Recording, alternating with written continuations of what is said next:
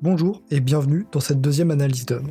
Aujourd'hui, je vais vous parler de l'œuvre de Sebastião Salgado, à savoir La mine de Serra Pelada de 1986.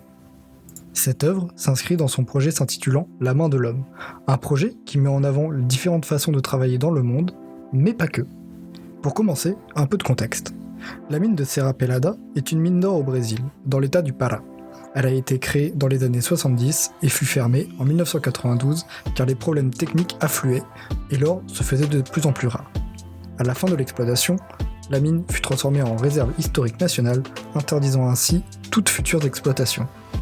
Durant toute son exploitation, l'utilisation des machines était impossible, principalement de par la nature du terrain.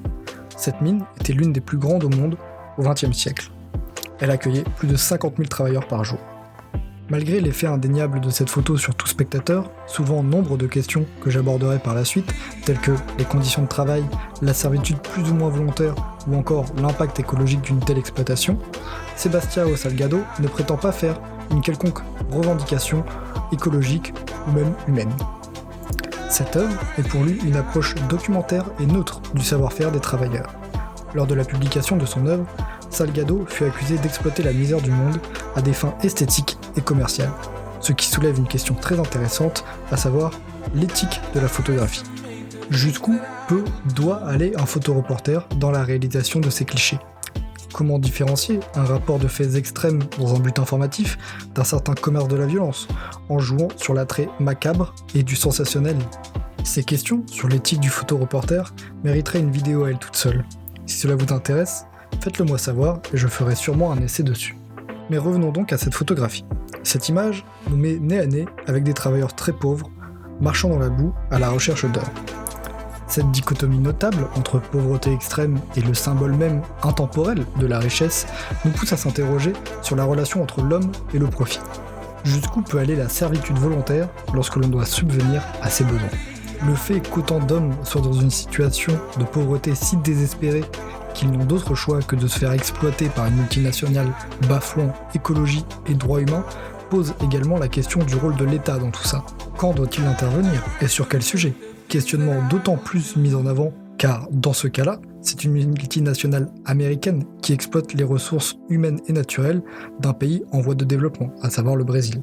L'État est donc pris entre choix économique, qui n'en est pas vraiment un, et une défense des droits de son peuple. Maintenant que les questions éthiques ont été soulevées, je vais m'attarder sur le côté graphique de l'analyse. La photographie a été prise en plongée et d'assez loin, ce qui nous donne un point de vue global sur la scène, renforçant le côté reportage. Au niveau graphique, la photographie se divise en 3 sections. Le dessus de la mine, la transition entre le dessus et le bas, à savoir les échelles, et le bas de la mine, d'où partent les garlanes. Un élément lie ces 3 parties, la masse grouillante de travailleurs, néanmoins organisée dans ce chaos, rendant la scène d'extraction de minerais telle une fourmilière géante. Cette analogie rapproche l'homme de l'animal, une analogie qui peut être accentuée par le côté biblique de la scène. En effet, il y a une exposition dégressive, de haut en bas, tel un paradis illuminé, d'où découle une descente au fin fond de la terre, de plus en plus sombre, traversant les entrailles de celle-ci pour arriver jusqu'en enfer. Une métaphore qui s'applique tout particulièrement aux mineurs travaillant chaque jour dans cette exploitation.